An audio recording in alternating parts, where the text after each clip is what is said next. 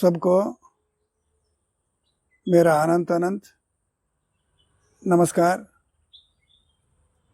आज मैं आपके सम्मुख एक तुलसीदास का दोहा प्रस्तुत करना चाहता हूँ।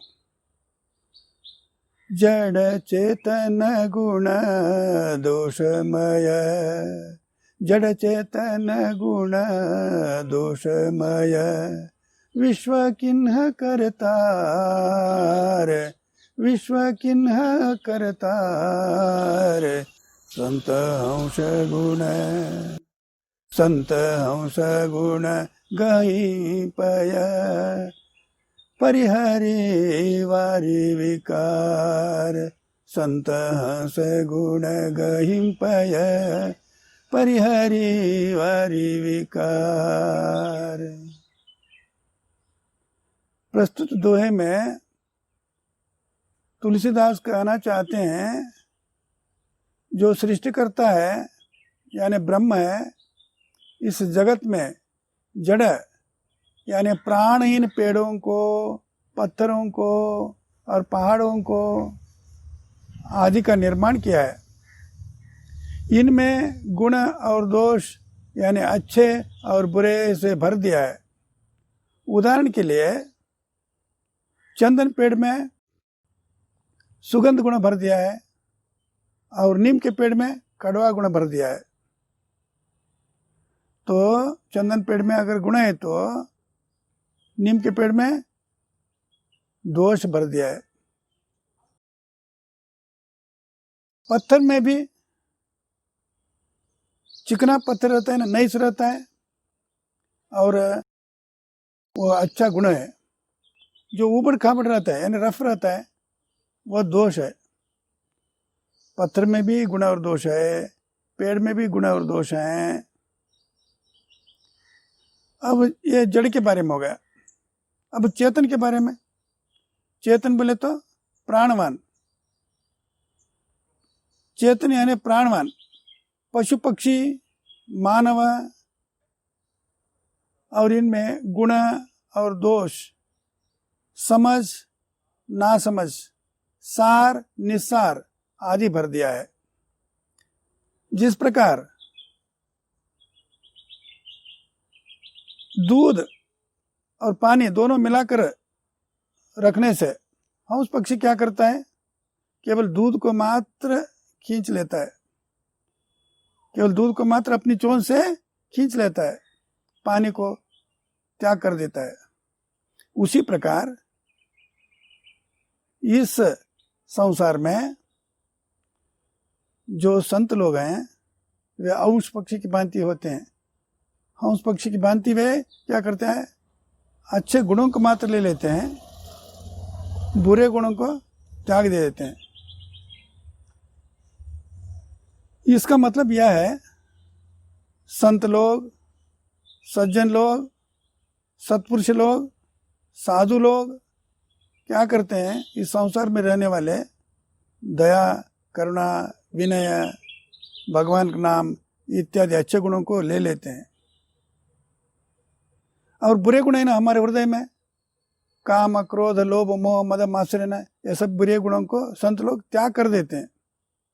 इसलिए कबीरदास ने भी अन्यत्र एक दोहा कहा है, क्षीर रूप सतनाम है, क्षीर रूप सतनाम है, नीर रूप व्यवहार, हंस रूप कोई साधु है, हंस रूप कोई साधु है, तत्का छाननहार।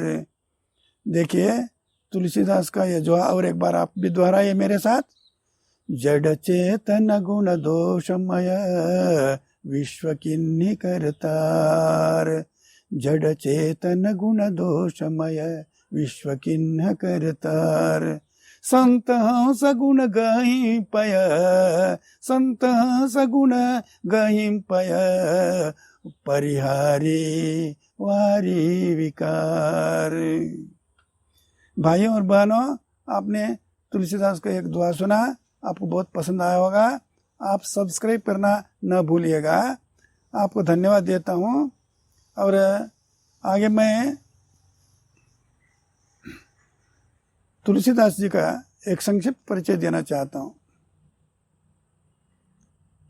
तुलसीदास जी जब जन्म लिए, हे राम बोले, इसलिए उनका नाम राम बोला पड़ा। तुलसीदास पैदा होते ही 32 दांत थे, इसलिए कुछ लोगों ने उसको राक्षस का बच्चा समझ लिया। मूला नक्षत्र में पैदा होने से इनके माता पिता दोनों ने त्याग कर दिया। तो बाबा नरहरिदास ने इनको शिक्षा दीक्षा दी और काशी ले गए। वहाँ पर श्री सनातन जी के पास छोड़कर आए। वहाँ पर तुलसीदास ने संस्कृत की विद्या प्राप्त कर ली। उसके बाद वापस अपने गांव लौट आए। वहाँ पर एक सुंदर लड़की रत्नावली से इनका ब्याह हो गया। ते पत्नी से बड़े अनुरक्त, बड़े प्यार से रहते थे। ये पत्नी को कहीं जाने नहीं देते थे। एक बार पत्नी रत्नावली तुलसीदास को बिना कहे अपने भाई के साथ मैके चली जाती है। तुलसीदास को जब पता लगता है, यह भी पत्नी से मिलने के लिए चला जाता है। पत्नी से मिलता है। रत्नावली इसके प्यार को देखकर धिक्कारती है। धिक धिक ऐसे प्रेम को, धिक धिक ऐसे प्रेम को, दौर आयहूं नाथ, दौर आयहूं नाथ। अस्ति चर्म मम, अस्ति चर्म मम, देह मम तामे ऐसी प्रीति, ऐसी प्रीति, जो श्री राम मह होती न तो भव भीति। तो पत्नी का फटकार सुन करके तुलसीदास पत्नी को त्याग कर दिए और श्री राम के भक्ति में लीन हो गए और काशी आ गए। तो राम की भक्ति करते करते उन्होंने क्या कर दिया, 12 ग्रंथों की रचना की। उनमें से रामचरितमानस महाकाव्य बहुत प्रसिद्ध है, विनय पत्रिका एक प्रसिद्ध है, गीतावली, रामलला नाचू, बरवई रामायण इत्यादि उन्होंने ग्रंथ लिखे और प्रसिद्ध हो गए। इसलिए